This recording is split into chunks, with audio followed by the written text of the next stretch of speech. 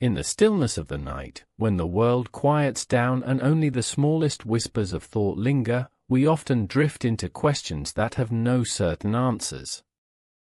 Among these questions is one that has haunted the imagination of dreamers, seekers, and even skeptics across centuries.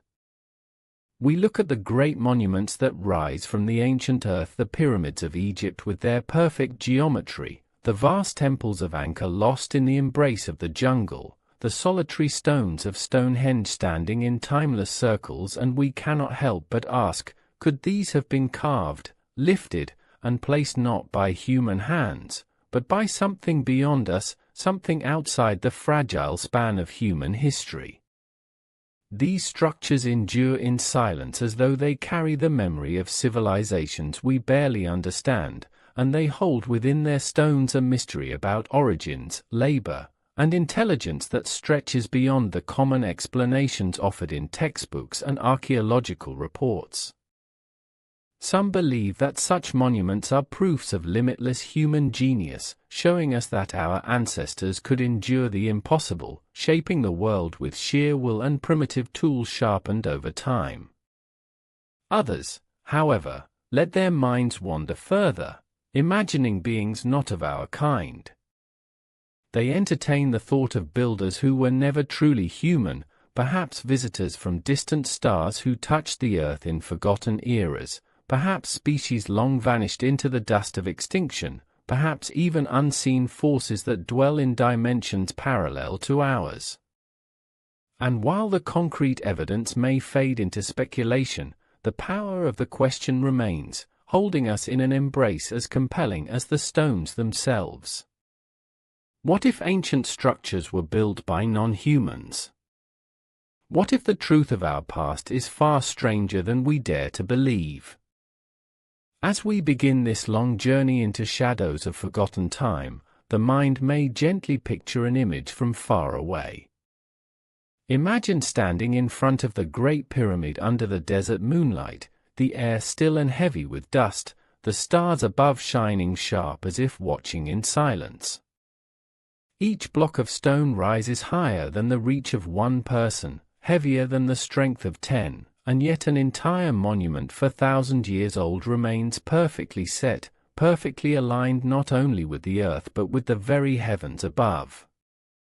Historians tell us stories of slaves and ingenious methods, of levers and ropes, of generations devoted to placing each block, and perhaps that is enough. But another part of the mind lingers and whispers, could there have been a hand at work that was not quite human, a knowledge ancient and precise, a knowledge that slipped into this world, left its signatures in colossal sandstone, and then vanished as though it had never been here at all? The mystery deepens as we travel across continents. In the wide desert of Peru, vast geoglyphs stretch across the barren ground, thousands of years old, depicting enormous animals and shapes that seem visible only from the air. To create them required calculation, patience, and vision at a scale that feels almost godlike. Why would nomadic tribes design images the size of mountains, knowing they could never see them from the ground where they stood? And yet, the lines remain clear, visible, as if carved for eyes that could soar above the clouds. If human imagination alone was at work, then it is a feat as humbling as any. But if those lines were made for others to see, others who descended not from the mountains but from the stars, the questions multiply and ripple endlessly through the quiet of the night. Far away in the green heart of Cambodia, stone towers rise above the canopy of forests, adorned with faces carved into their ancient walls. Angkor Wat, the great city of temples, was said to be built by men devoted to gods, their faith and labor forming the stones into entire cities. Yet the sheer scale of its construction challenges belief, walls stretching kilometer after kilometer, towers soaring toward the sun, aligned with astronomical events with near-perfect accuracy. Legends whisper that gods themselves placed them, that builders from another realm lent their strength. Whether men with tools or beings with powers unknown, the stone sings silently through centuries, keeping alive the aura of questions too heavy for answers. The mystery of origins is not always about the physical act of construction, but about intention. Why were these structures built? Were they tombs, temples, maps of the stars, messages for the distant future, or perhaps markers linking our fragile human story with another far older one? To gaze upon ancient structures is to feel oneself shrink in the flow of time, as though each stone wall is a reminder of how little we fully understand about beginnings. What if non-human hands, whether alien, divine, or earthly but long gone, lifted these creations as signals, not to us, but through us, to forces we cannot yet imagine? Each monument becomes a possibility, a door left half open where imagination can slip through quietly. The true fascination lies not only in stones and carvings, but also in what they awaken inside us. Humans have always told stories, myths, and legends to explain what could not be explained, and perhaps this longing itself is part of the mystery. When we walk among the ruins, we carry not only questions about engineering, weight, or material, but about identity and companionship. Did other beings walk this earth with us, beings who left marks too great to erase? Or was it always us, uncovering strength and vision we no longer recognize in our present lives? Either answer leads to wonder, because even if we believe fully that only human hands stacked those stones, still it asks us how much greater we are than we think. And if another presence once walked with us, then our story becomes larger than any history book admits. There is a reason why so many cultures weave into their mythologies the presence of gods, giants, and higher beings who constructed places beyond the reach of ordinary men. These stories echo across continents, repeating in different tongues yet with a curiously similar rhythm, something vast, something enormous, something not made by hands like ours. These tales might be only symbols, explaining the unexplainable, or they might faintly recall truths deeper than archaeology dares to admit. And it is within this space, between symbol and reality, that curiosity blooms like a fragile flame kept alive through dark nights, guiding us toward speculations as unending as the stars. To ask whether ancient structures were built by non-humans is not about rejecting science or denying evidence, but about opening the imagination to a possibility that slips between worlds. Even if we never find proof, the question itself has value, because it allows us to expand our sense of time, our sense of self, and our sense of community with the unknown. Beneath the gentle hum of the world's oldest monuments, we may feel a resonance that surpasses explanation, a sensation almost like listening to an ancient voice marked into stone. That voice does not tell us its name, its origin, or intention. It simply endures, asking us quietly as we walk away, "What if?" And the echo of that question lingers long after, following us as night deepens, flowing into dreams where the stones may rise again in strange light, whispering a story that will never be fully complete. When we move from that opening question into the deeper layers of possibility, the mind slowly begins to wander through corridors of time, spaces where the limits of what we know blur with echoes of what we cannot know. To consider that ancient structures might have been built by non-human hands is to step fully into a vision where history is no longer linear, no longer confined to the simple progression from primitive tools to modern technology. Instead, history becomes a spiral, a labyrinth in which multiple intelligences may have left their marks, sometimes in harmony with human effort, sometimes standing apart, waiting for us to rediscover their significance. The stones become not only relics of human endeavor but potential artifacts of a shared presence, and in these expansive shadows, the imagination drifts across the silent landscapes of forgotten millennia. One way to explore this thought is to pause at the mysteries of precision. Again and again, the great monuments of the ancient world reveal an understanding of alignment with the sun, the stars, and the turning heavens above that feels almost beyond the grasp of societies we label as primitive. When the solstices arrive, light falls into chambers where it should not, unless calculated with an astronomical knowledge as advanced as computer simulations of today. Blocks of stone meet one another so perfectly that even a human hair cannot fit between them. Entire avenues connect temples in patterns that mirror constellations above, suggesting a vision not of Earth alone but of sky and cosmos. If we consider the ordinary explanation, that humans developed keen observational skills, patient recording, and experimental knowledge across generations, then it is extraordinary indeed. Yet if we open to the speculative idea, then another picture arises. Perhaps ancient structures were designed not by primitive observers but guided by beings who carried within them an understanding of the skies, an understanding forged far beyond this planet, passed down to those who wished to learn. Legends themselves seem to remember such teachers. In Egypt, the god Thoth appears as the bringer of writing, knowledge, and mathematics, often linked with constructing the order of temples. In South American traditions, Viracocha emerges from the waters to teach humanity the arts of civilization, building, and wisdom. Across Mesopotamia we hear of the Apkallu, being sent by the gods to bring architecture, laws, and skills to the earth.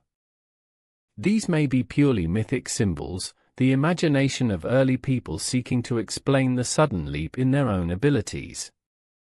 But they may also be distant echoes of actual encounters with non-human intelligences, memories distorted into myth yet still carrying a fragment of something real. If such beings walked or descended in forgotten times, then the great monuments stand as silent remembrance of their teaching, a language inscribed not in words but in enduring stone. Journey further, and we begin to notice the patterns of impossibility. Consider the stones at Baalbek in Lebanon, some of the largest cut stones ever placed in human history. The great platform there, upon which Roman temples were later constructed, consists of individual stones weighing hundreds of tons each.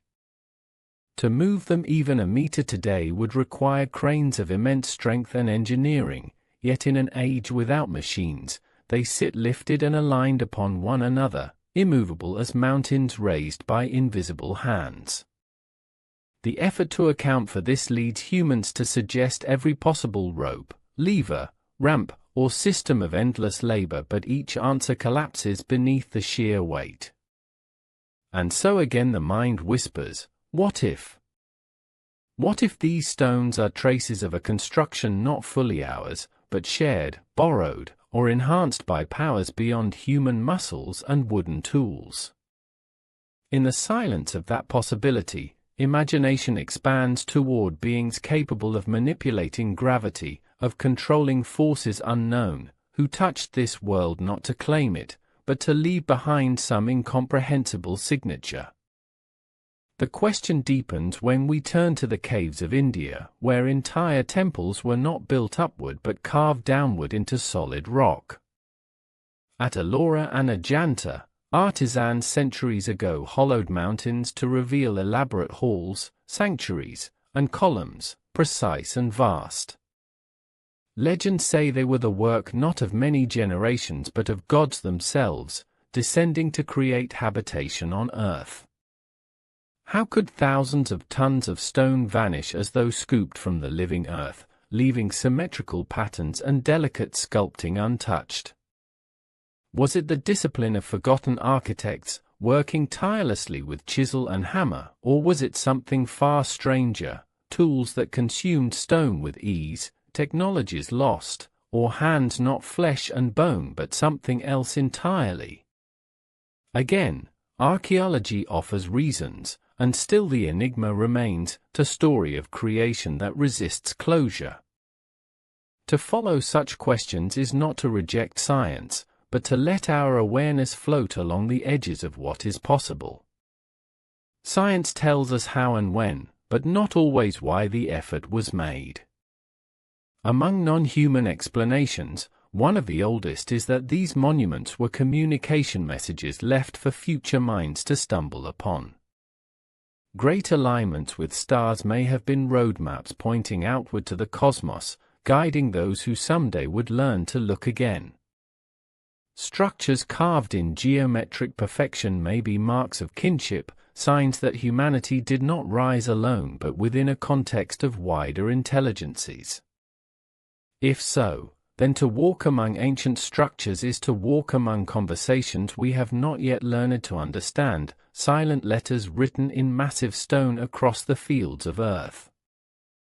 And in still greater speculation, we may consider whether some ancient structures were not only built by non-humans, but for non-humans. If the Nazca lines were visible from overhead, perhaps they were indeed created for eyes in the sky. If temples align with solstices, perhaps it was not simply a matter of tracking farming seasons but of mirroring cosmic cycles for an audience beyond the human community. Some myths even suggest that temples were places where gods themselves rested and walked, worlds between worlds.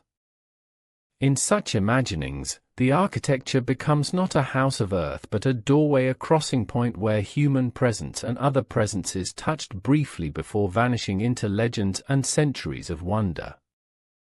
More curious still are the parallels that weave across the continents. Why do pyramids rise not only in Egypt, but also in Mexico, China, and other lands oceans apart, long before travel across seas was possible?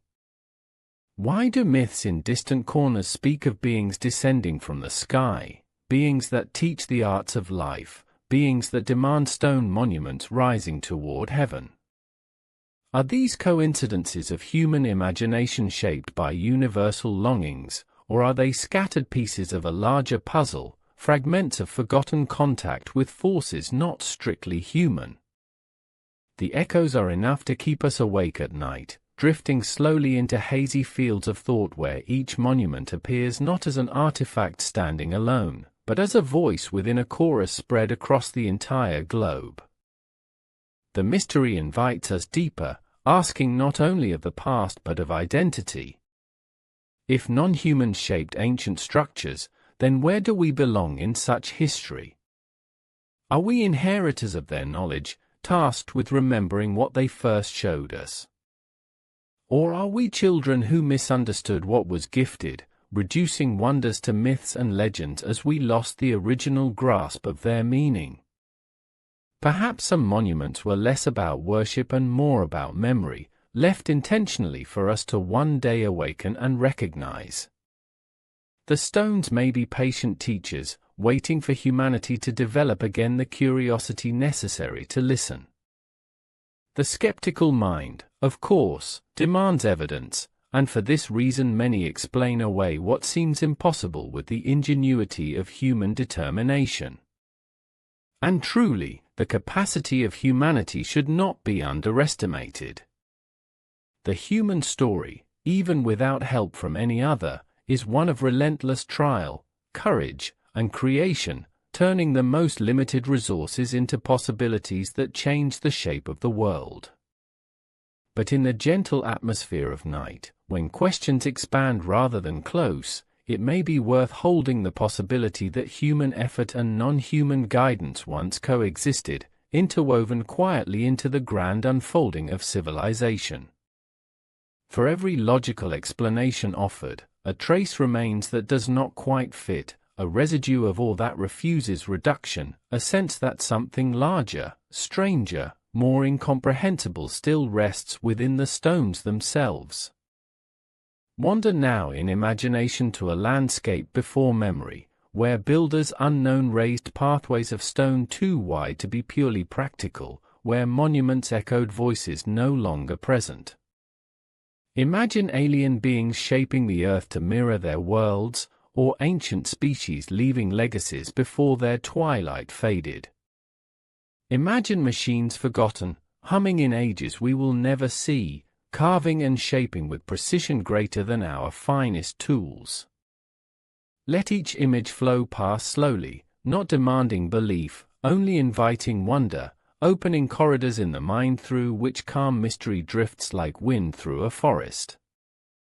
At last, whether truth or parable, the question remains the same, whispering again across the centuries: what if ancient structures were built not by us, but by others, and if so, what story do we truly inhabit upon this earth?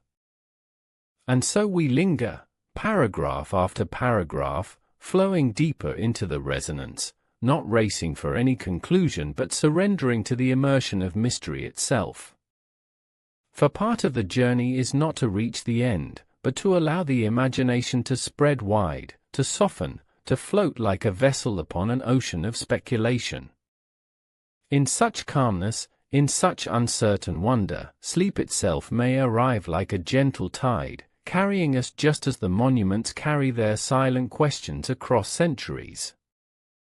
As we linger upon the thought that the monuments of forgotten ages might hold origins that slip beyond the grasp of ordinary human hands, another layer begins to open quietly, like doors within a labyrinth, revealing corridors of meaning, speculation, and memory. To continue from where our minds rested before, we begin to ask not only who built, but why they built, and for what enduring purpose so much monumental effort was poured into stone. If human beings alone were the architects, then so be it. It is humbling to accept that our ancestors reached heights of ingenuity and physical might rarely matched by the modern world. Yet if other beings had a hand, a guidance, or even stood as the true builders while humanity merely witnessed, then the question expands toward the vast silence of the cosmos, toward civilizations beyond the veil of Earth, toward intelligence alien not only to our species but perhaps our very understanding of time and reality itself. One of the paths to follow is the story of forgotten technologies. Imagine, if only in quiet speculation, that the civilizations of long antiquity were not primitive but in possession of sciences now vanished, hidden, erased, or deliberately concealed. What if tools once existed that were capable of lifting stones with ease, of cutting rock with precision lasers unknown to us, or of recording alignments with the stars through instruments more delicate than our telescopes? If humans lost such knowledge, when and why did they lose it? If non-humans bestowed it upon us, what lesson did they hope to plant by leaving stone monuments as the final trace? In this imagining, the pyramids, the temples, the geoglyphs, and the towers become not simply structures but remnants of a technology so complete it no longer survives except as legend.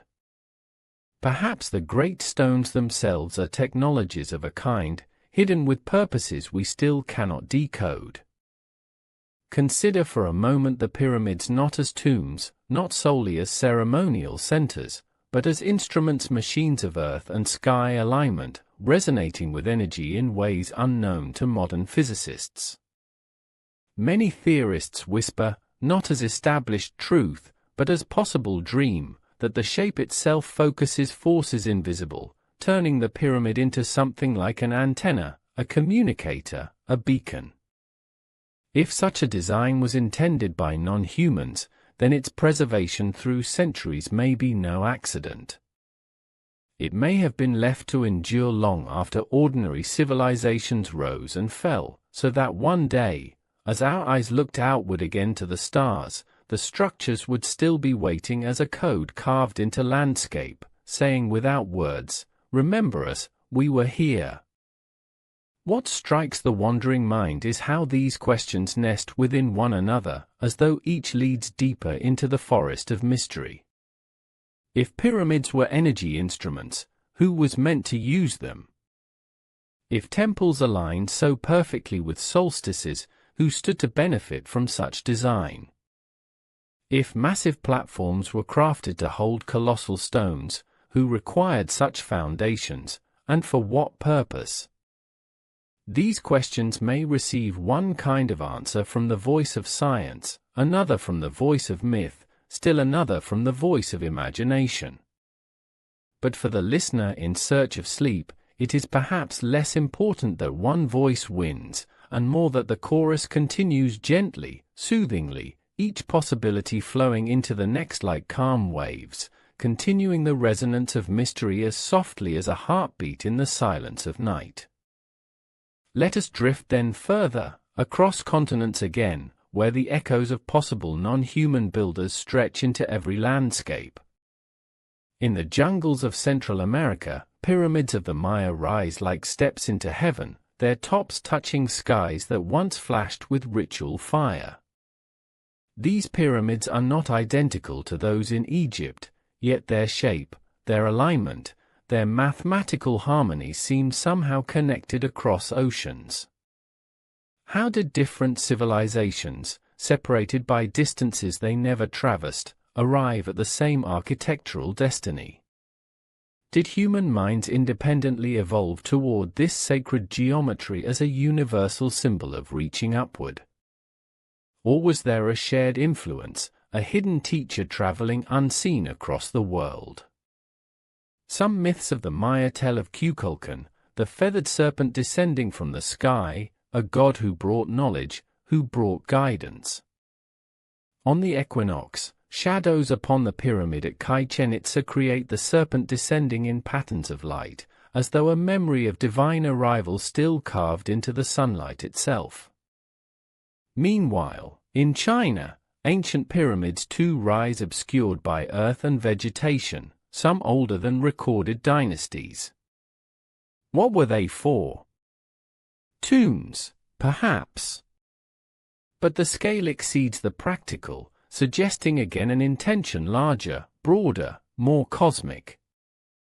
And so the motif of pyramids repeats Mexico, Egypt, China, suggesting either a pattern of human ingenuity converging from necessity, or a shared imprint laid upon us by presences older and stranger than any one culture can recall. If indeed non-humans walked the earth, perhaps these pyramids are less about culture and more about continuity, a sign repeated worldwide so that no matter where on earth one stood, a voice in stone would whisper the same silent song of origins not our own. Stonehenge too calls us back into the realm of speculation.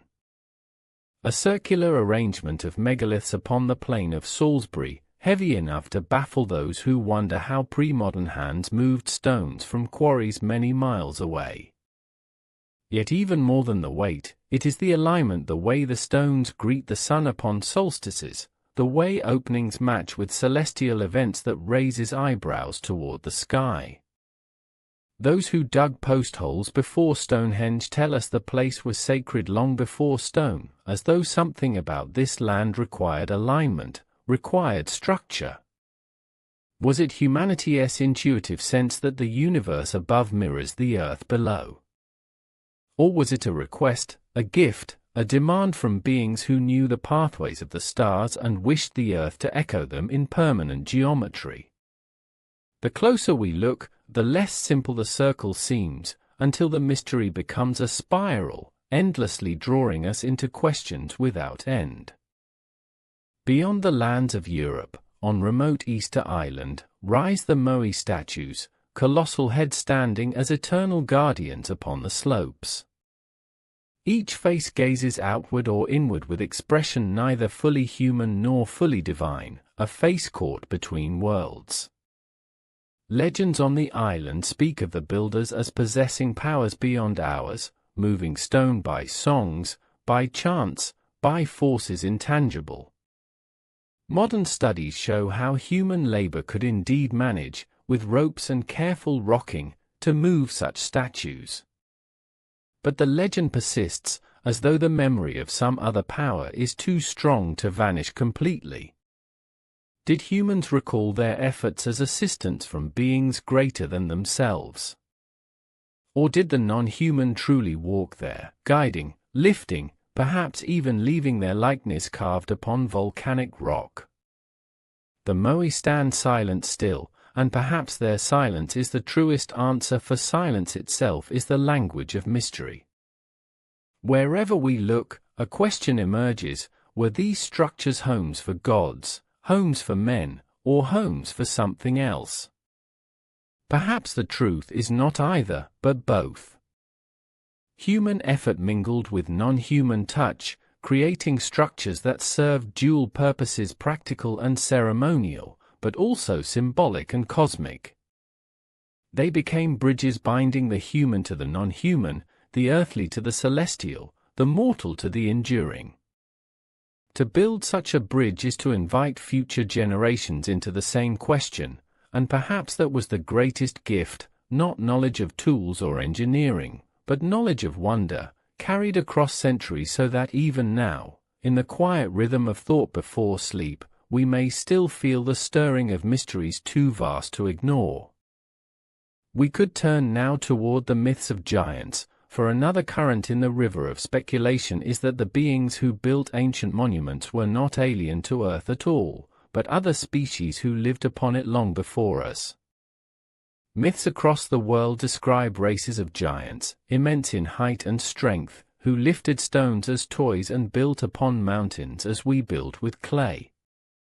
Such stories may have sprung from exaggerations, yet they appear too frequently, too consistently, in too many places, to wholly dismiss.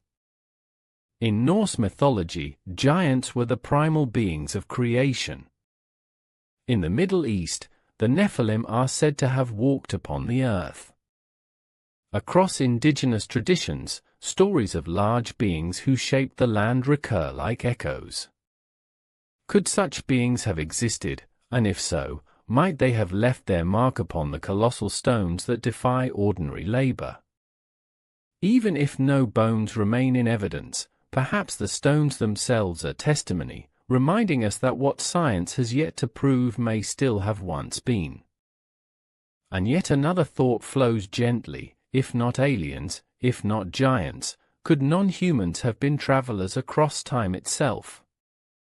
Imagine a distant future where human descendants or entirely other beings mastered the weave of time, stepping backward into their own past, leaving behind monuments as guides or experiments. Structures that confuse us in the present may be less about the past than about the future, less about what ancient people could do, more about what their descendants once returned to accomplish.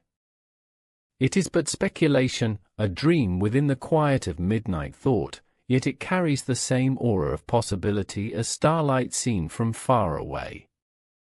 For in dreams, time bends easily, and the mind is free to drift into paradox just as calmly as into sleep. The deeper into speculation we wander, the more interconnected our thoughts become, spiraling outward and inward, weaving together aliens, gods, giants, ancient civilizations, lost technologies, myth, memory, and imagination. Each possibility holds within it strands of truth, whether literal or metaphorical. And it may be that the monuments themselves are designed not to communicate facts but to communicate mystery itself, reminders that however far humanity goes, however much it learns, there will always be walls of stone upon which the unknown writes its eternal question: is this really ours? The endurance of such questions is itself perhaps the strongest evidence of a presence beyond us. For the greatest structures of humanity are the questions they inspire. Stepping further into this long journey of questions, we find that the story does not confine itself to stones alone, but to the spaces between stones, to the meanings woven through myth, to the quiet resonances that seem to link human consciousness with something larger and older. If the possibility remains open that some of the grand monuments of antiquity were touched or even created by non-human hands, then our exploration must turn also to the whispers carried in stories, in rituals, in cosmic maps drawn across the night sky by cultures far older than our own. It is not only material weight and engineering marvel that hold mystery, but the intention that guided them. Why would a being, whether human or otherwise, devote so much to raising structures meant to outlast even memory itself? What message lies hidden across this earth, waiting like a seed to awaken in the minds of whoever dares to ask the forbidden question, what if we were never alone?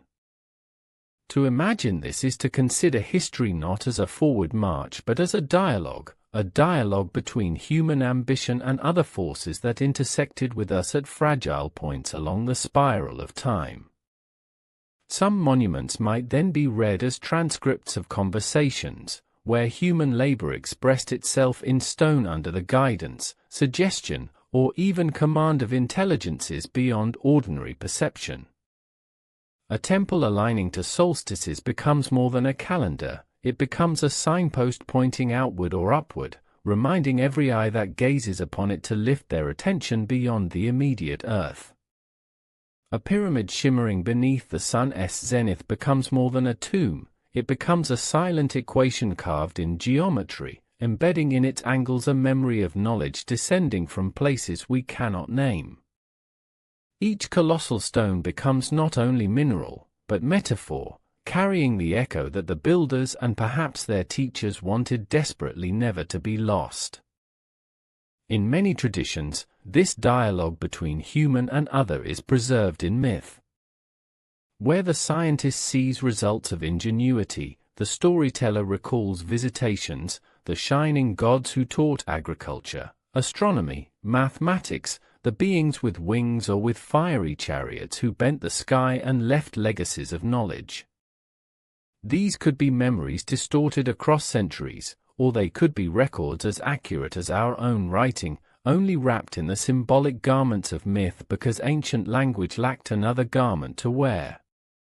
To read myth as metaphor is one possibility, but to read it as memory is another, a memory of non-human presence that entered the life of early humanity not once but many times, in many lands, shaping and guiding, building and departing. The monuments may then serve as anchors for those memories, permanent places to remind fragile mortals that the encounter was real. As we rest upon that thought, another horizon opens, one that asks whether the construction of ancient structures by non-humans was not only about presence but about continuity of mind. For when one looks closely at the design of temples, pyramids, stone circles, and carved images, a pattern of order emerges that resembles not only art but language. Could it be that these structures form a code, a set of mathematical or geometric signals left across the human world so that someday, when our own sciences matured again, we might notice the pattern and recall our forgotten teachers? Ancient maps of the stars carved upon walls, alignments measured in arc minutes with impossible precision, frequencies whispered within chambers that vibrate at resonant tones all suggest, if we allow ourselves to dream, a kind of architecture meant to speak even when voices are gone. The builders may have understood that matter itself can carry memory, that stone can hum a song across millennia when placed in the correct harmony with heaven above. And so it becomes possible to entertain the suggestion that monuments are not merely relics but devices, silent instruments, not mechanical in appearance, but cosmic in intention. Imagine a pyramid designed not as shelter but as resonator, echoing frequencies beyond hearing, sending vibrations outward across the field of earth. Imagine a circle of stones placed not merely for ritual gatherings but to open awareness, to draw those who stand inside into altered states of consciousness, bridging human perception to realms usually unseen. Imagine vast platforms carved into mountain edges, not only for gathering of tribes but for descent and passage of ships not of our crafting. Such images may be dismissed easily, yet in the gentle openness of night they invite curiosity as nurturing as a lullaby. For speculation has its own quiet music, and in drifting with it, mind loosens, releasing the demand for certainty and surrendering instead to wonder. There is also the possibility that if non-humans built or guided these structures, the purpose was not for us at all, but for themselves. The Moai of Easter Island may guard something deeper than clan memory, watching over the horizon in search of return. The Nazca lines may not be meant for human eyes, but for those flying above, signals etched so vast they stretch beyond comprehension of those who walked next to them. Temples aligned with stars may serve as markers for cosmic navigation, coordinates left visible even thousands of years later. If this is so, then humanity has lived unknowingly among monuments meant as communication between others, dwellers in realms we cannot access. It would be as though ants carried on their daily tasks beneath highways of a species they could not imagine, unaware that their very landscape was shaped by a foreign hand for purposes outside their comprehension. If this unsettles us, we might find comfort in reversing the image. Perhaps non-humans did not impose their will upon us, but collaborated, gifting humanity the tools to rise sooner, to awaken faster, to stand taller. Perhaps the monuments are evidence not of control but of mentorship, a generosity across species or across worlds. In this view, to see a pyramid or temple is to be reminded that intelligence does not exist alone, that the cosmos itself is a network of minds reaching across distances. We may not remember their faces, but we walk daily under the shadow of the gifts they left. And maybe, just maybe, they knew that the greatest gift is not technology or architecture, but the sense of awe itself, the capacity to feel wonder that shakes complacency and inspires imagination. For awe requires us to see beyond ourselves, and in that expansion, we are forever changed. But let us linger also on the human side, for it would be incomplete to give all credit away. Human beings have always carried within them a spark larger than explanation, a drive to reach for the impossible as naturally as breathing. If non-humans did walk alongside us, they may have been mirrors more than masters, reflecting back our own hidden capacity, awakening what existed all along in secret. The structures then are reminders not only of alien greatness or divine power, but of human potential stirred awake. When we ask what if, we are as much asking about ourselves as about anyone else. What if we, too, carry the ability to build, to align with stars, to carve stone just as precise as those who may have taught us? What if our ancestors were not less than us, but far more connected to the rhythms of the world, the sky, and the unknown presences around them? To imagine non-human builders is to also imagine human wonder, and the two cannot be separated easily, for within each stone lies the story of both.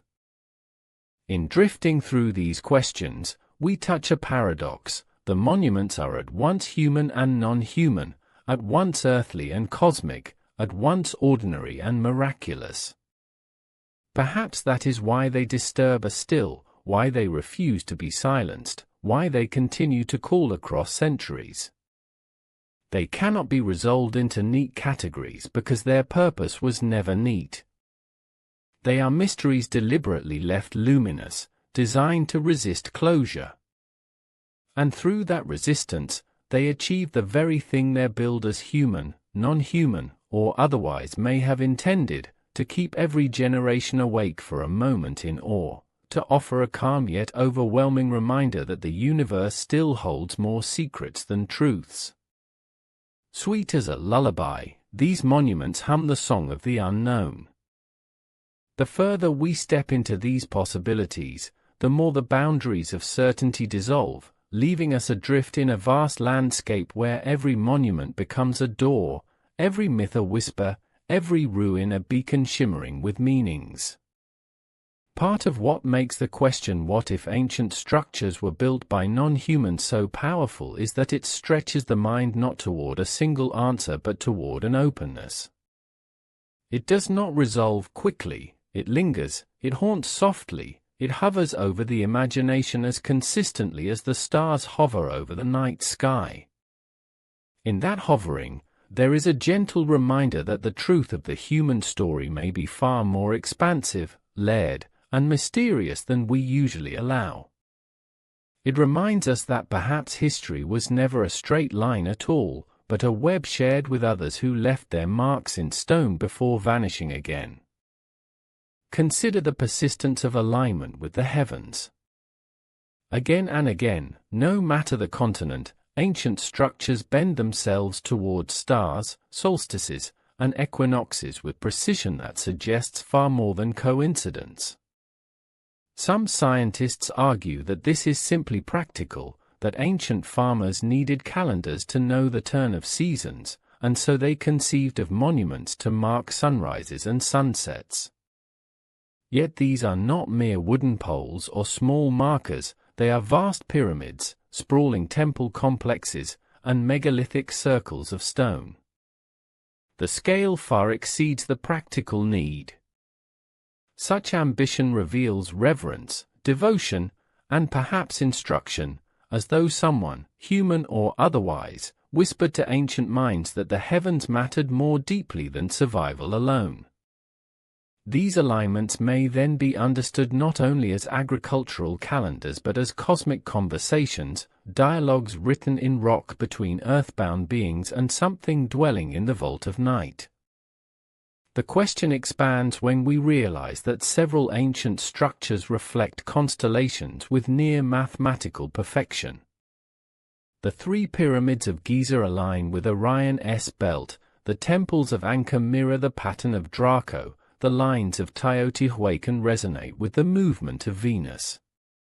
Were all these civilizations independently constructing earthly mirrors of the sky, or were they guided nudged gently to reflect an image already understood by someone else? If non-humans were the true architects, then perhaps these monuments are maps pointing homeward, coordinates traced in stone to mark where visitors came from. If humans alone raised them, then the astonishing feat remains: how did so many distant cultures arrive at the obsession with reflecting the heavens? Either way, the monuments hum softly with mystery, keeping alive questions that lull the restless mind into wonder. As we sink deeper, myths remind us again of teachers from beyond. The Dogon people of Mali, for example, speak of beings from the star Sirius, visitors who descended to teach culture and order. Strangely, their myths contained knowledge of Sirius as a double star long before modern telescopes confirmed it. Across oceans, Native American stories echo of star people arriving to share wisdom. In the South Pacific, tales of shining figures from the sky abound, linked to places of stone construction like Nanmadol, an oceanic city built upon basalt platforms so heavy, so aligned, that their origins remain contentious even for modern engineers. Myth converges with stone, and in that convergence, the human voice grows faint, replaced by echoes of presences larger, brighter, more enigmatic. Were these beings only imagination given form? Or do the stones stand as lasting evidence that their descent was never just a story? There is also a strange persistence in the very choice of material. Stone endures. Unlike wood that decays, unlike clay that crumbles, stone endures the centuries with patience. If non-humans sought to leave a signature, stone would be their canvas of choice, ensuring survival against erosion of time. Humans too recognized this, but where human settlements often fell into ruin, the great temples, pyramids, and stone circles remained, as if permanence was their secret purpose. Across deserts, jungles, mountains, and plains, stone still rises where all else has fallen. Even when buried, it re-emerged centuries later, keeping alive mysteries long thought lost. There is almost a humility in this monuments that choose silence, speaking not in words but in sheer presence, in shadows cast across the earth. In such silence, another idea germinates. Perhaps these structures were designed less as physical tools and more as psychological catalysts. Perhaps the builders, human or otherwise, knew that the true value of a monument lies not in function but in effect. To stand at the foot of a pyramid or within the circle of Stonehenge is to feel overwhelmed, dwarfed, shifted. Consciousness changes, as though standing inside the architecture induces a subtle initiation. These places work not through what they do but through what they awaken inside those who approach. If non-human minds guided their construction, they may have recognized this truth, that the greatest gift is not an object or tool, but transformation of awareness itself.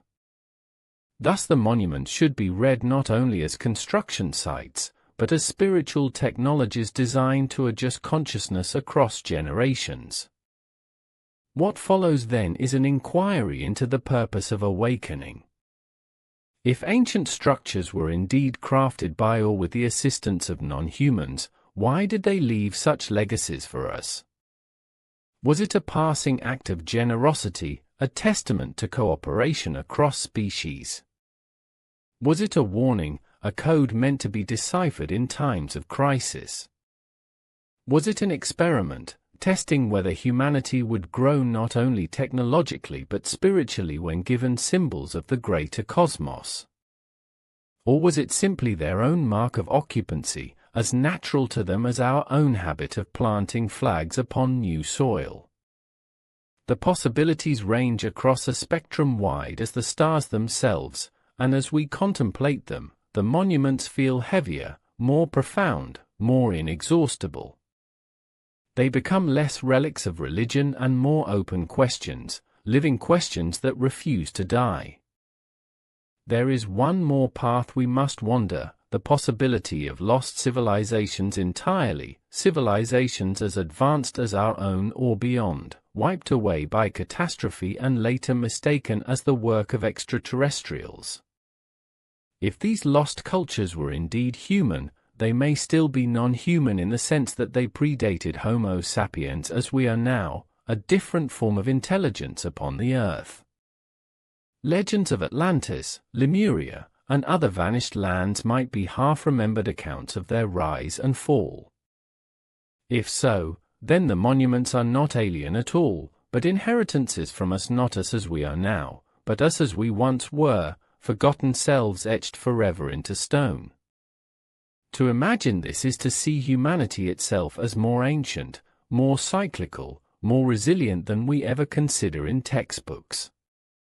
It allows us to recognize the possibility of amnesia on massive scales, where civilizations fall, memory dissolves, and only stone testifies to what once was. The thought is humbling, whether non-humans walked beside us, or whether humanity itself once wore another face, the monuments endure as collaborative legacies between present humanity and presences we can no longer name directly. This is why we return to them, build stories around them, devote lifetimes of speculation to them. They are not inert. They act upon imagination forever, like seeds planted by builders who understood very well that mystery is more enduring than answers. Stone survives, ideas regenerate, wonder never dies. And so we stand, still in the present, gazing back at ruins and gazing upward at stars, perhaps in the exact way the builders intended. For if non-humans did contribute to the rise of these structures, their greatest achievement may have been not the monuments alone, but the ancient hunger they preserved within us, the hunger to ask, to wonder, to question. That hunger is the spark of all civilization, the engine of all exploration, the eternal companion of every dream. And with each monument we encounter, we feel it again, the soft whisper asking us across gulfs of silence, what if?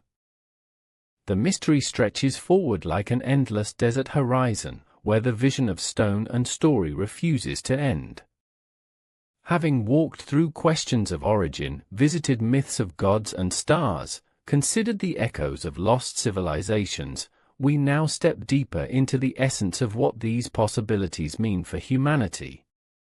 If non-humans built or guided the creation of ancient structures, then the structures are not only archaeological wonders but mirrors reflecting us back at ourselves.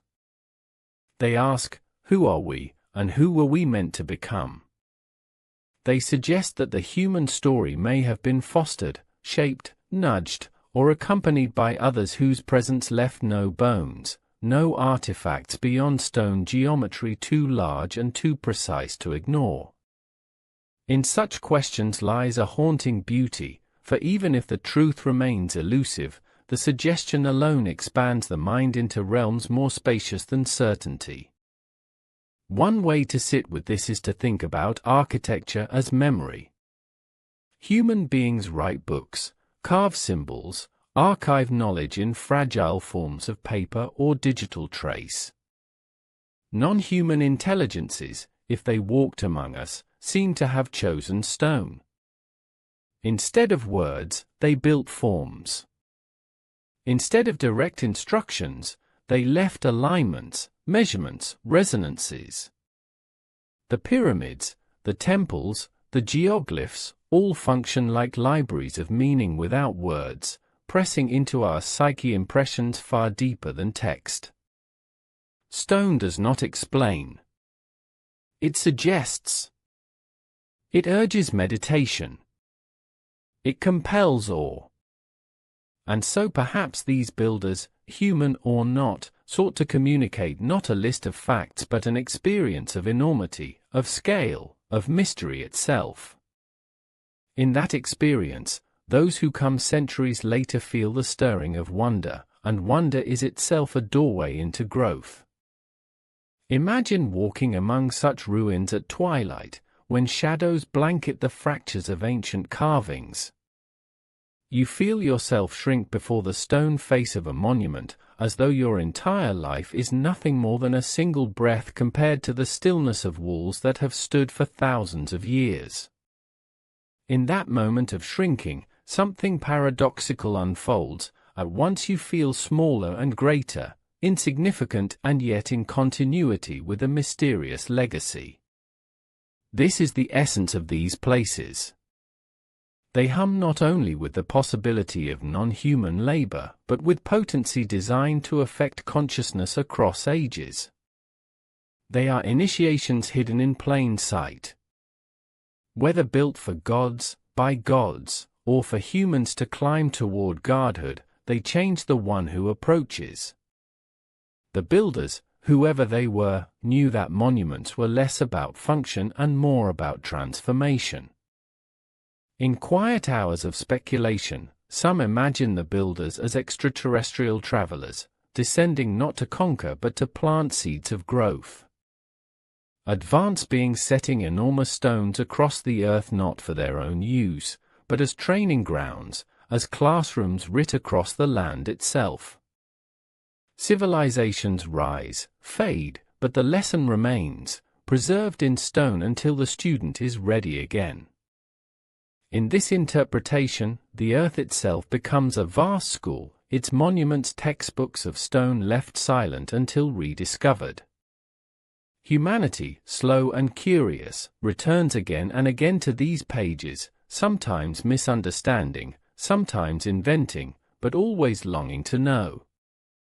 The true gift may not be knowledge of astrophysics or impossible technology, but the activation of inquiry, that sacred act of asking with awe. Even more subtle is the suggestion that some structures were not built for eyes but for ears, or even for bodies as instruments. Temples designed with acoustic perfection, chambers that hum at resonant frequencies, passageways that echo chants into eternity, such features seem designed not merely for shelter but for experience. When sound fills these spaces, consciousness changes, voices feel larger, silence feels deeper. Could it be that non-humans, whether alien, divine, or forgotten species, engineered resonant spaces to alter human awareness, aligning minds with cosmic rhythms? In some pyramids, low-frequency sounds resonate in ways that create altered states of awareness. In megalithic circles, drumming and chanting gain uncanny power. Such effects are not accidental. They suggest builders who understood the physics of consciousness, who shaped stone into instruments of inner discovery. If humans achieved this alone, it shows astonishing sensitivity. If non-humans guided it, then their purpose was perhaps to awaken inner sight, to teach us not just to look at the stars but to hear the universe within. And here another current drifts in, the monuments as medicine. Across cultures, ruins are said to heal, to inspire, to renew those who journey to them. Pilgrims walk not only to see stone but to feel its atmosphere. The alignment with sun and stars, the sound vibrating in chambers, the scale overwhelming perception, all of these are therapeutic. They shift mood, they calm fear, they expand vision. Perhaps non-human builders understood that the greatest tool for the survival of a species is not weapons, but meaning. Not material advantage, but spiritual resilience. A humanity able to feel awe, to feel part of something vast, is a humanity able to endure suffering with dignity and imagination.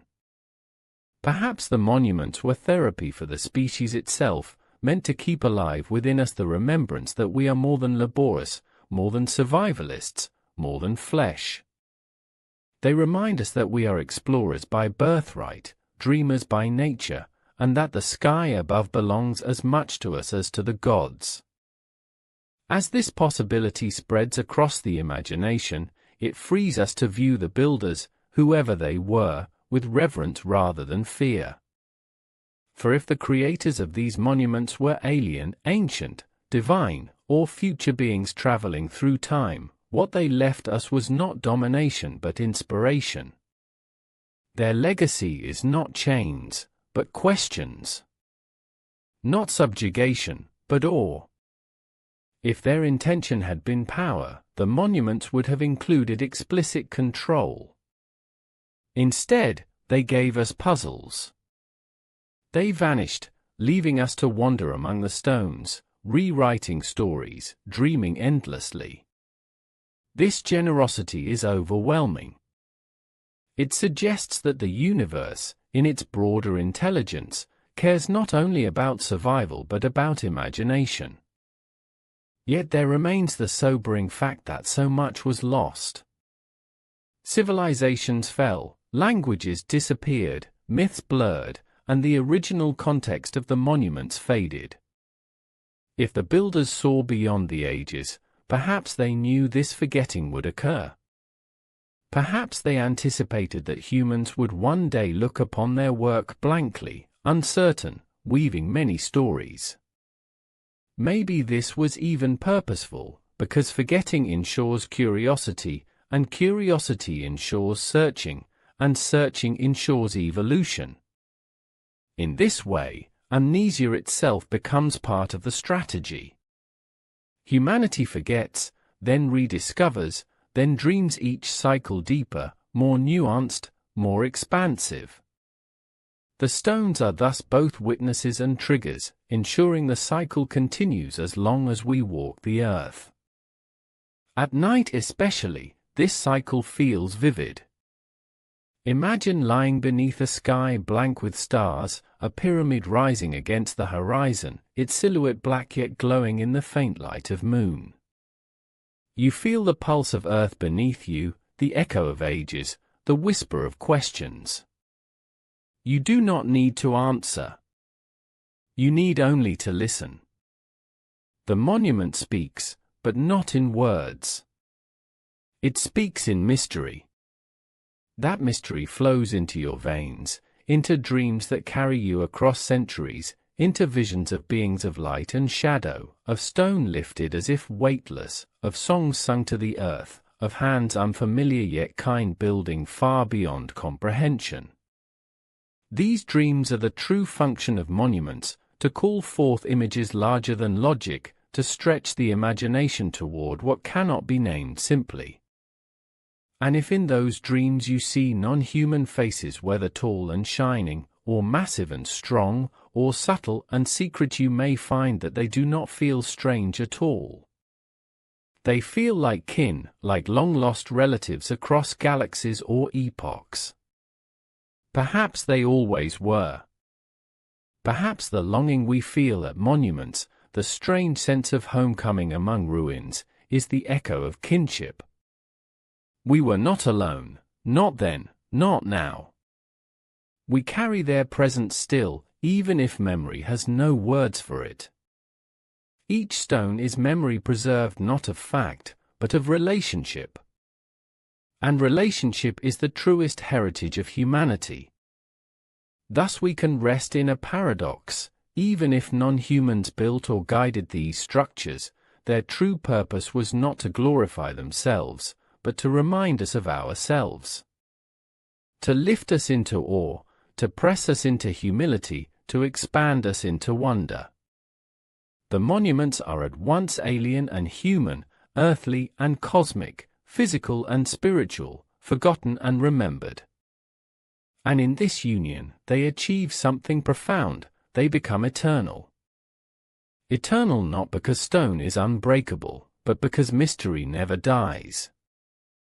Humanity's greatest chronicles often repeat the same pattern: the encounter with something larger, the building of a monument, the loss of memory, and the search to recover the meaning.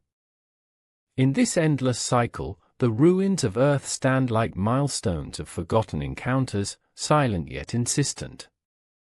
If we have walked alongside non-humans, whether beings from beyond the stars, giants of old myth, echoes of vanished civilizations, or travelers from other dimensions, then their mark upon our world was not only physical but deeply psychological. They carved into the human mind an unquenchable thirst for origins, and that thirst has become as enduring as the stones themselves. In wondering who built the pyramids, who carved the mountain temples, who aligned stone to sky, we reveal our own longing not to be alone in this vast universe. That longing is itself part of the inheritance left behind within every monument, a seed sprouting again in us whenever we pause before such mysteries.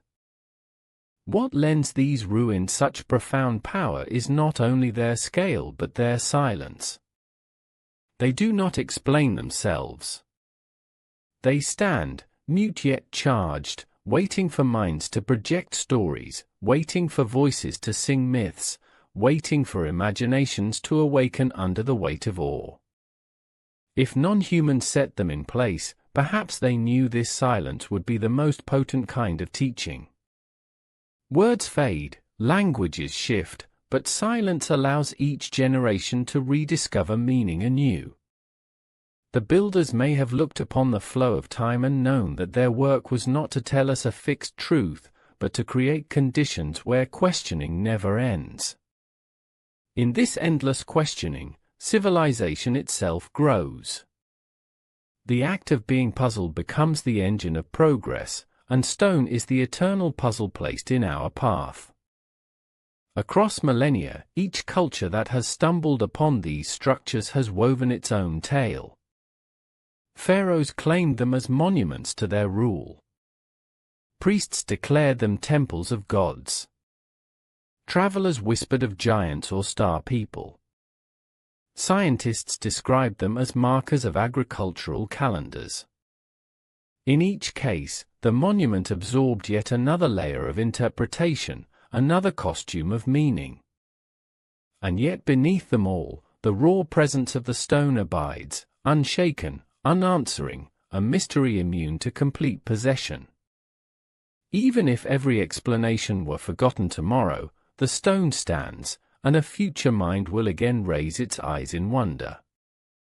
This persistence suggests purpose. Perhaps the monuments are not messages with single answers, but rather questions disguised as architecture, questions meant to live forever. Allow the mind to wander deep into this. If beings from beyond human understanding carved these questions, they did so with patience unimaginable.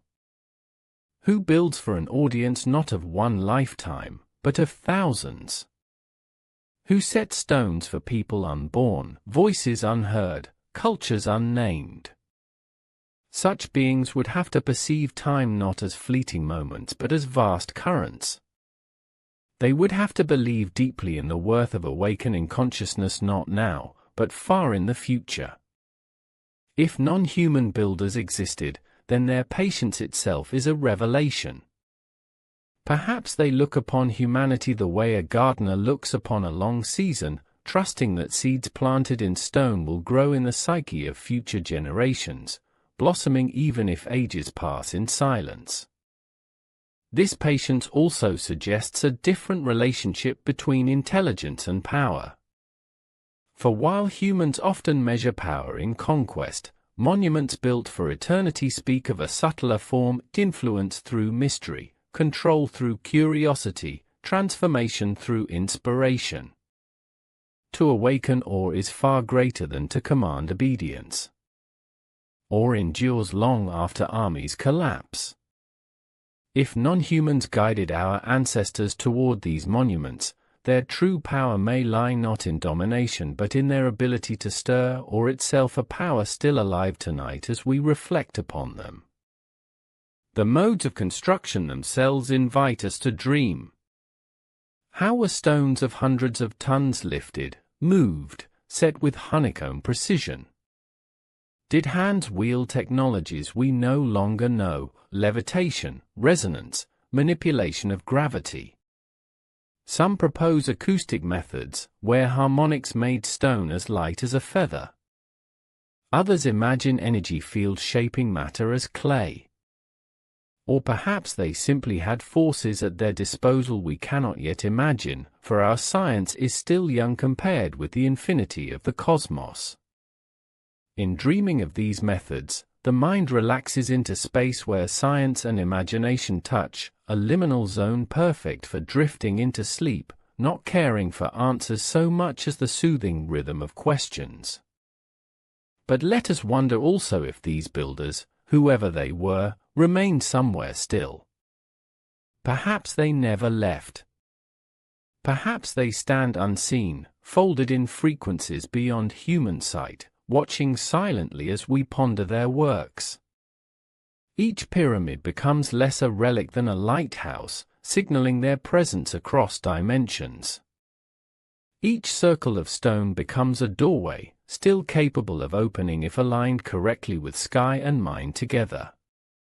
Such thoughts may bring unease by daylight, but at night, beneath an ocean of stars, they feel strangely comforting. To believe we are watched is to feel less alone. To consider that guardians once moved stones for us is to believe that we live beneath benevolence, however hidden. And yet there is humility here too. For perhaps humanity itself, gifted with curiosity and tenacity, is the descendant not only of biology but of encounter. In our myths we tell of gods mingling with earth, of giants teaching humans, of star people descending. Could our very spark of creativity be the lasting inheritance of such contact? If so, then we are never entirely alone, because we are part of them, their presence hums within us even now. The monuments outside mirror the monuments inside, the structures of imagination, compassion, and awe etched into the human heart. Consider also the persistence of water in these stories. Many ancient sites are linked to water, whether by rivers, underground channels, or oceanic proximity. Pyramids near the Nile, stone circles aligned with springs, temples built above aquifers. Could it be that the builders, human or not, knew water's secrets as transmitter, amplifier, memory carrier? Some suggest monuments served as energy devices drawing upon water flows beneath them, harmonizing earth and sky. If such knowledge were imparted by non-humans, then perhaps Earth itself was the true monument, sculpted subtly by designs we barely perceive.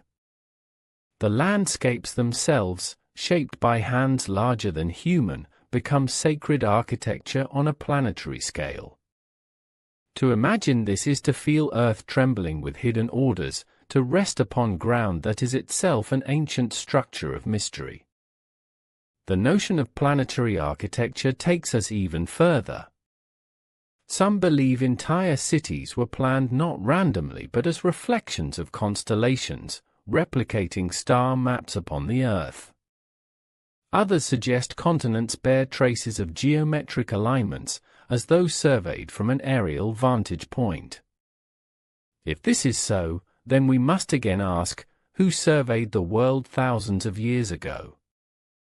Who flew above before human flight? If humans alone managed this through intuition and persistence, then their genius astounds. If non-humans shared their eyes with us, then our entire planet becomes their canvas, each stoned city one brushstroke in a masterpiece of cosmic scale. In the stillness of night, this idea grows, that our world itself is a monument left for someone else. That humanity and the stones we inherit are both parts of a design, part of a message too vast for quick deciphering. Perhaps civilizations rise and fall, but Earth itself holds inscriptions meant for travelers far beyond us, awaiting interpretation by another intelligence in an age still to come. If so, then humanity lives within a temple not of brick and mortar but of continents and oceans, the whole planet a cathedral for beings far greater than we know. And yet, even in this vision, we are participants. We wake each day and build smaller monuments of art, music, story echoes of the grand inheritance we walk upon. The continuity is beautiful, to think that across centuries, whether touched by non-humans or stirred by our own deep collective instincts, humanity has been invited to never stop building toward the sky.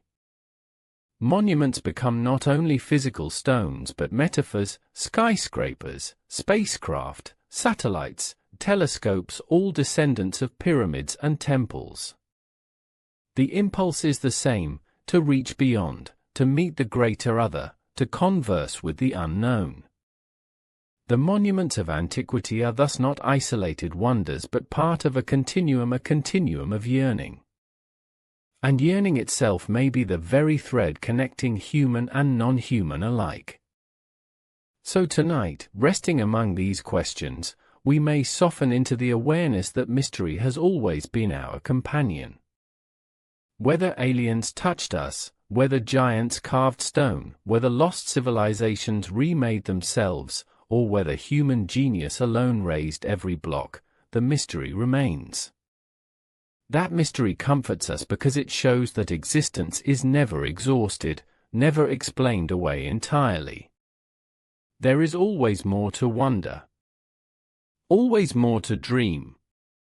Always more to awaken to when eyes close in sleep. The river of mystery flows on, carrying us into even deeper waters of reflection. Every monument we have visited, whether pyramid, circle, or temple, has opened doors within the imagination. Now, in this longer quiet of the night, the questions themselves begin to transform. No longer do we simply ask who built these structures, but why the mystery endures, why it resonates with us so powerfully, and why we find in stone so ancient a mirror of our own souls. To believe that non-human builders once shaped our world is to entertain a vision not just of the past but of the present and future as well. For if they were here, or if they worked with us, then humanity is part of a larger story stretching far beyond the limitations of our textbooks.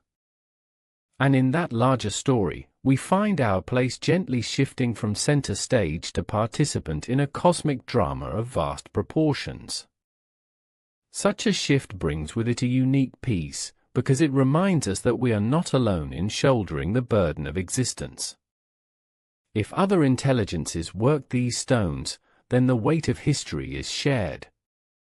Our monuments are not only ours, they are part of a collective library whose authorship includes others beyond our species. To touch the stones is to touch not only human labor but something wider, something both alien and familiar. This touch across time softens the loneliness of being human, revealing companionship in unexpected form. Humanity, so often fearful of isolation, may actually be surrounded always by presence, echoed in architecture, hidden in myth, veiled in silence. The structures whisper that the story of life is communal, not solitary. There are patterns we cannot ignore. Like constellations themselves, the ancient monuments link invisibly across distances, forming hidden geometries of meaning that stretch across continents.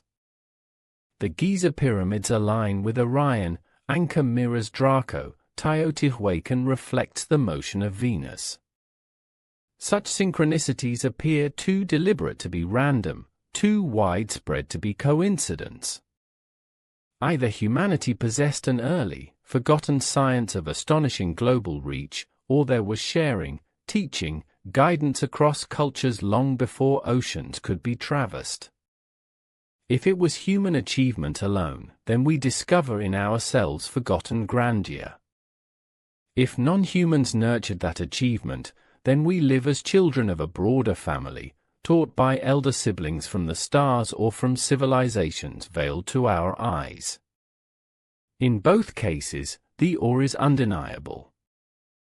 Wander now to South America, to the high plains of Bolivia, where Tiwanaku rises in enigmatic fragments.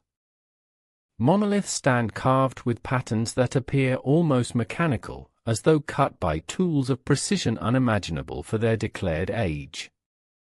The Gateway of the Sun, a vast monolithic arch engraved with complex figures, looks less like creation myth than star chart, less like stone design than code encrypted in imagery. Some believe it tells the story of visitors descending from the heavens, some believe it encodes cycles of the universe. Whatever its meaning, its endurance suggests intent far beyond simple monument. Standing before it, the imagination strains, brushing against whispers of makers whose hands knew more than survival, more than art. If those makers were non-human, then they left behind not only stone but language carved in geometry, waiting still for our deciphering. Further still in the same land lies Puma Punku, where stones rest with faces cut so exact, angles so flawless, that even modern machines would labor to repeat them with such precision. Vast blocks of diorite lie scattered with joints shaped like interlocking puzzles. Legends speak of gods who lifted these stones easily, constructing in a moment what would take human centuries. If humans alone carved them, it is a mastery nearly lost. If non-humans guided, perhaps they wished to demonstrate a knowledge of form and matter as a gift, hoping humanity might one day reawaken to such precision. Either way, Puma Punku breathes with impossible quiet, its ruin speaking loudly through absence, as though intentionally fractured so that future seekers would struggle and wonder and never forget to ask. The thread continues at Göbekli Tepe in modern-day Turkey, the world's oldest known temple complex. 12,000 years ago, before organized cities, before agriculture as science remembers, vast circles of T-shaped stones were set, carved with animals and figures bursting with symbolic power. How did hunter-gatherers with no knowledge of farming suddenly gather the energy to create the first temple? Some suggest divine or cosmic inspiration.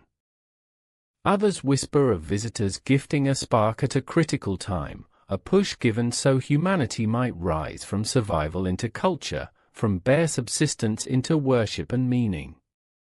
Göbekli Tepe embodies this mystery, a sight too sophisticated for its time, as if knowledge leapt centuries ahead overnight. If non-human hands shaped it, then it marks the dawn of our species' initiation, the first awakening carved permanently into stone. It is not only ancient temples, but even landscapes themselves whisper of such touch. The Nazca lines stretching over Peru remain among the clearest examples of design visible only from the sky. Enormous animals, the hummingbird, the monkey, the spider, etched upon the desert floor in strokes long enough to stretch across kilometers. Why draw what no eye on the ground can ever see in full? Perhaps it was faith, offering to gods of the sky. Perhaps it was communication, signals etched for aerial visitors. If aliens once walked overhead, then perhaps these were their waypoints, their welcome mats, their reminders of connection. If humans alone created, then it suggests vision unimaginable artists painting canvases meant for gods instead of men. Either way, the stones remain, visible still from above, ancient symbols calling skyward. As one gathers these examples, a strange consistency emerges. Repeatedly, monuments across the world face skyward, embed astronomical knowledge, reflect extraterrestrial geometry, or encode what feels like information stronger than myth. Stone again and again points upward, as though Earth itself wished to mirror the heavens. To believe humans did this naturally is to accept that longing for sky is written into our DNA. To believe non-humans guided it is to accept that longing was awakened deliberately, a gift stirred within us so we might always remember to look at stars not simply as distant fire but as our ancient relatives. There are those who imagine even more, that monuments across the earth are part of a network, a grid of energy lines pulsing silently across continents, with temples and pyramids marking nodal points where Earth's pulse intersects with cosmic flow. The builders then were engineers not only of stone but of planet itself, sculpting flow of unseen forces, aligning humanity with grand circuits of the universe. If such were true, then our entire planet becomes cathedral again, and every traveler who walks upon these sites unknowingly steps into deeper connection with cosmos. Non-human intelligence might then not only have left their mark, but still be communicating, through energy, through resonance, through mystery alive in stone. But let us pause gently here, not to demand a final answer, but to soften into the realization that no answer may ever come. That may be the truest purpose of these monuments, not to provide closure, but to prevent closure. The pyramids will never tell us plainly, Stonehenge has no plaque, Pumapunku does not inscribe its authors. Instead, they sit, perpetual seasons passing, their mystery undiminished. Non-human or human, known or unknown, the power lies in the endlessness of the question. This endlessness is calming, stretching us toward humility. It soothes because it lifts burden from certainty and replaces it with the peace of wonder. To wonder is enough. To rest in awe is sufficient. And as night deepens, the monuments within imagination grow. They become as tall as mountains, as endless as oceans, as silent as the stars. Non-human or human no longer matters. What matters is that they invite us still, after thousands of years, to lift our gaze, to slow our breath, to feel awe as if it were our truest nature. They remind us that the universe itself is the greatest monument, carved not in stone but in time and space, built not by hands at all but by mystery itself. And in remembering this, the mind grows soft, the body drifts, and sleep becomes the gate through which we walk quietly into that same mystery again. The night of speculation deepens, and as we continue into this long passage of reflection, the monuments take on yet another character. They are no longer only questions of engineering, no longer only puzzles of stone and astronomy, they begin to resemble mirrors of our own inner life. If non-humans truly raised these structures, then perhaps their purpose was not to impress us with scale or to defy gravity, but to remind us of dimensions within ourselves that remain mostly hidden. The awe we feel before the ruins may not come only from their physical size, but from the way they awaken forgotten memories, archetypal longings, and dreams that stretch backward and forward simultaneously. Standing before a pyramid or a ruined temple is like looking into a dream. You half recall you have seen it before, yet you cannot remember exactly where. This sense of recognition without clarity may not be accidental. It may be the core of the teaching. Imagine that stone architecture was used as a language of initiation. When one entered the chamber of a pyramid, or walked the spiral path within a circle of stones, or gazed upward as sunlight entered a temple at precise alignment, the effect was psychological initiation into an awareness larger than ordinary daily life. The structure was teacher, but the teaching was not information, it was transformation. The builders, whether human or non-human, designed monuments to awaken the soul through experience of scale, through encounter with cosmic alignments, through immersion in patterned geometry. In this way, each monument became a school not of language but of presence, guiding humanity into the experience of awe.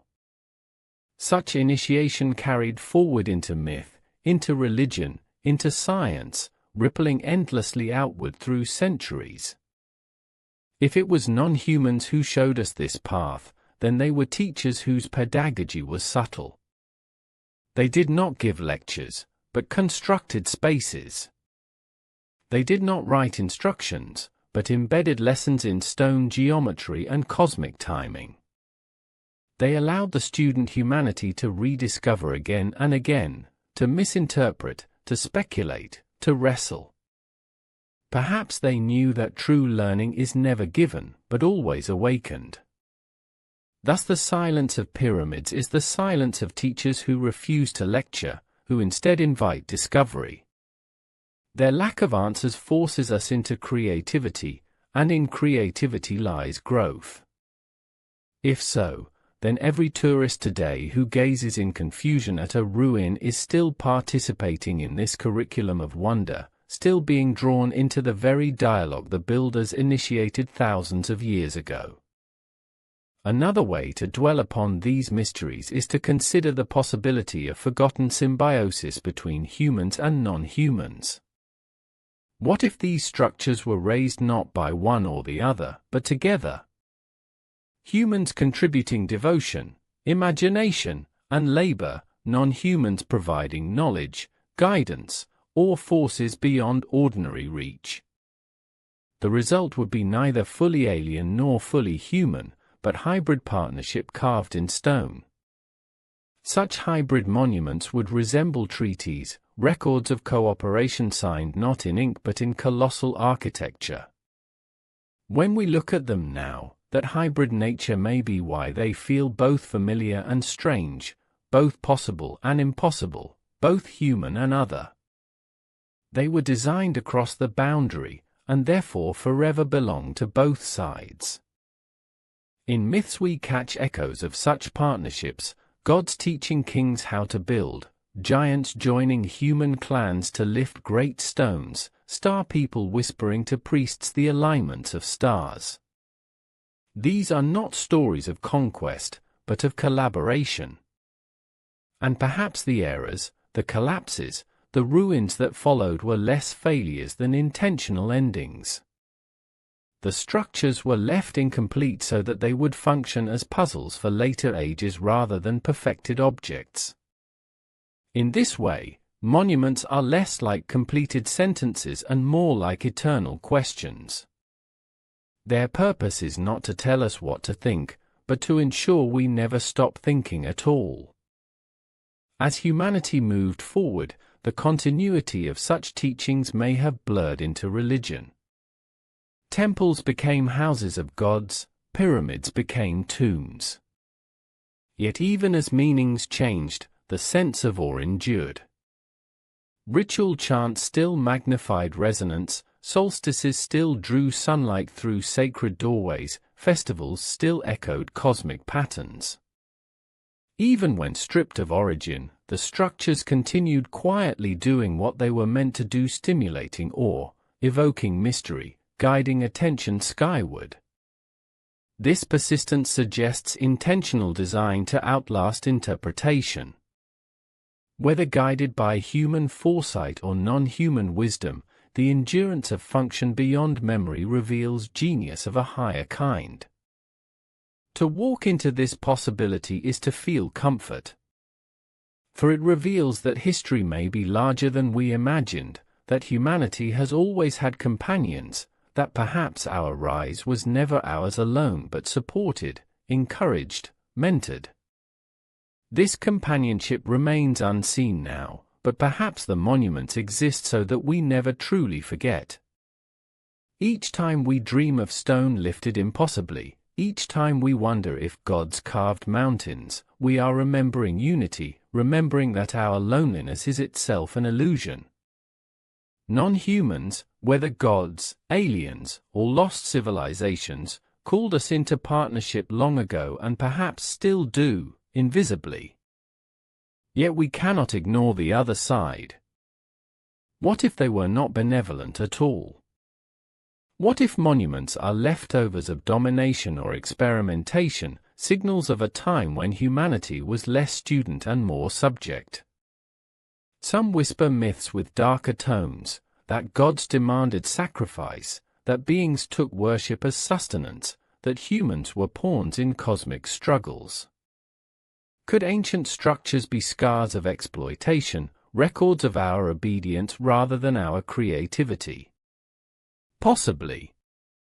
Yet even if that was so, the meaning has long since shifted. Monuments that may once have symbolized oppression have been reclaimed by the human gaze into symbols of wonder. Whatever their original intention, humanity has transformed them into sources of inspiration. Giants may have demanded fear, but the stones now inspire awe. In this way, we have already reclaimed them, turned them into monuments of human imagination even if they began otherwise. This transformation is itself deeply human. We turn oppression into story, loss into beauty, silence into song. Thus, even if non-humans once sought only to mark dominance, their monuments became our temples, our myths, our questions. The human spirit overrode the intended message and made it into something eternal. Perhaps this is our species' gift to metabolize all experience into imagination, to transform even alien experiments into sacred architecture of the human soul. In doing so, we transcend the builders, becoming ourselves the true inheritors. As we float deeper into these possibilities, another question arises: if non-humans truly carved these structures, where are they now? Why do they not reveal themselves openly? Why do they hide behind stone rather than appear in person? The answer may be simple: perhaps subtlety is the truest form of teaching. To remain unseen compels humanity to rely on curiosity, creativity, courage. Too much presence might suffocate us. Too much direct control might erase our freedom. So instead they gave us hints, scattered across continents, enigmatic and magnetic, enough to haunt us but not enough to settle us. This balance fuels civilization itself, for without curiosity, there would be no science, no art, no expansion. Their silence, then, is the ultimate gift. They allow us to unfold according to our own rhythm, guided only by monuments that whisper encouragement from ages past. There is therefore a strange beauty in their absence. In not revealing themselves openly, they show the highest respect for human development. They know that growth requires searching, and searching requires lack. Their invisibility is therefore not abandonment, but trust. They trust that we will keep asking. They trust that our questions will carry us into greater maturity. They trust that we will eventually discover truth not because it was given, but because we earned it through endless awe. And so each generation returns again to these stones, placing new technologies upon them: drones, satellites, laser scans, hoping to decipher at last. Yet even as we map every corridor, every dimension, the mystery remains. Perhaps this is also intentional, that no matter how precise our instruments become, there will always be an element of the inexplicable, a margin of wonder too wide to close. This keeps us human, keeps us humble, keeps us dreaming. In this endless pursuit, we find our truest nature reflected. Non-humans may have carved the stones, but humanity carved wonder into itself in response. That wonder is greater than any single answer. So as we rest deeper into night, flowing with questions rather than conclusions, we find the monuments serving their purpose still. They lull us not into certainty but into dream. They cradle us not with explanations but with silence. They lower our minds slowly into the soft bed of imagination, where non-humans and humans, gods and giants, aliens and ancestors all become one, woven together in the tapestry of story. In this tapestry, nothing is resolved, but everything is beautiful. To dream with such visions is to be carried gently toward the mystery, as if on a river flowing endlessly into the night beyond sleep. Thank you for accompanying this long voyage of imagination, this slow journey through stone and silence, through myth and memory. From the very first question we asked, what if ancient structures were built by non-humans, we have walked a path of wonder, and it has carried us across deserts and jungles, mountains and islands, through corridors of myth and chambers of silence. Together we have stood among pyramids in Egypt, beneath the vast faces of Easter Island, within the circles of Stonehenge, and among the carved stones of forgotten cities. At every step, the question widened rather than closed, and in that widening we felt not only curiosity but calm, not only speculation but peace. Now, in this final part, we drift into the heart of the mystery one last time. The purpose of such reflection is not to prove nor disprove, but to dwell. To let the presence of the monument shape us the way wind shapes dunes, gently, slowly, almost imperceptibly, yet forever. To allow the idea of non-human builders, whether extraterrestrial, celestial, or ancient forgotten species, to rest within us not as certainty, but as possibility. Possibility is the true gift, for it leaves the door open, and an open door is always a comfort. Behind that door lies mystery, and mystery itself can be the sweetest companion through the long night toward sleep. If non-humans did shape our earliest monuments, then their legacy is not only stone but also the seed of all they planted in us. Perhaps their greatest message was not written in carvings, not explained in speech, but embodied in the structures themselves. The lesson is simple and everlasting: you are not alone. Humanity is held within a larger story. Our existence is interwoven with others who came before or who come from beyond. We belong to a greater cosmos, to a living tapestry of intelligence and imagination far more vast than we know. To walk among monuments is to brush against the edge of this tapestry. To close one's eyes in or before them is to feel the thread of connection humming, as gentle and steady as the pulse of a heartbeat. Yet even if no non-humans ever touch these stones, the wonder remains. Human ingenuity itself, in its persistence and mystery, is no less astonishing. For human beings, fragile and mortal as we are, lifted mountains of stone upon stone, aligned them with galaxies, carved them into temples and circles, resonant with sound and sky. If that was human achievement alone, then we should still bow in reverence. For our ancestors were visionaries who dreamed of eternity and wrote that dream upon the earth. The monuments remind us of the greatness still possible within us, the same greatness we carry forward tonight whenever we wonder. And perhaps the truth is not one or the other but both. Perhaps humans built these structures, but not alone, guided, inspired, nudged by presences unseen. Perhaps the partnership was subtle as starlight whispering through leaves, as subtle as dreams that guide an artist's hand. Non-human builders may never have taken hammer to stone, but they may have entered human imagination, igniting within it visions of grandeur that demanded expression. In this way, humanity built with its own hands, but with dreams gifted from beyond. Hands of flesh carved the stone, but eyes of the cosmos guided the design. This mystery of partnership lingers, inviting us to rest in a vision of unity bigger than the boundaries of species. So what does it mean, finally, to ask if non-humans built the monuments of our ancient world? Perhaps it means only this: to remember we are not complete, we are not finished, and we are not solitary. We live in a universe that speaks through silence, that teaches through mystery, that calls us to humility through the weight of unanswerable questions.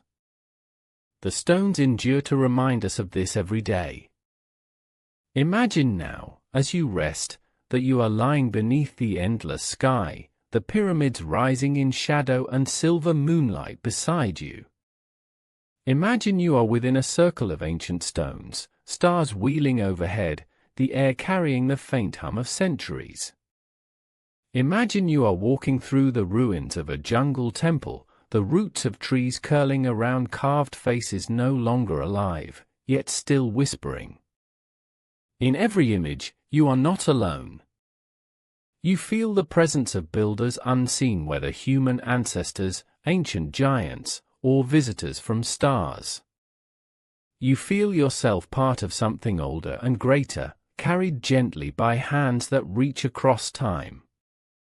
The monuments stand eternal, and so does wonder. Their meaning is not locked, their message is not fixed.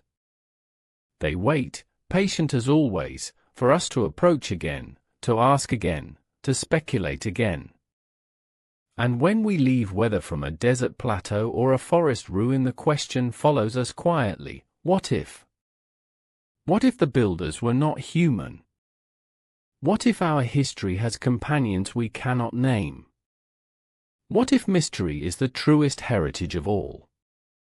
As you let sleep approach, allow these questions to drift gently through your mind. Do not resolve them, do not grasp at them. Let them drift like clouds across a starry night, moving slowly, dissolving softly. Let the monuments stand quiet within your imagination, their stones bathed in silver, their shapes aligned with impossible skies. Let their silence hold you, reminding you that you belong in mysteries larger than yourself. There is comfort in this, for it means you are part of something vast, cared for by presences ancient and unseen, accompanied always by the awe that stones inspire. So we close, dear listener, not with answers, but with gratitude. Gratitude for the monuments left behind, whether by human or non-human hands. Gratitude for the gift of mystery itself. Gratitude for your presence here, your willingness to walk this long path with me tonight, listening, wondering, drifting. Thank you for traveling across ages, across myths, across dreams. Thank you for resting in these questions with such openness. May the monuments guard your rest now. May their silence soothe your mind. May their mystery carry you softly into sleep, where perhaps you will meet the builders in dream, in vision, in imagination, and find peace in their quiet company. Good night, dear traveler. May the monuments watch over you. May you dream of the stars, of stones, of mysteries, and may you awaken with the same wonder that has guided this journey from its beginning.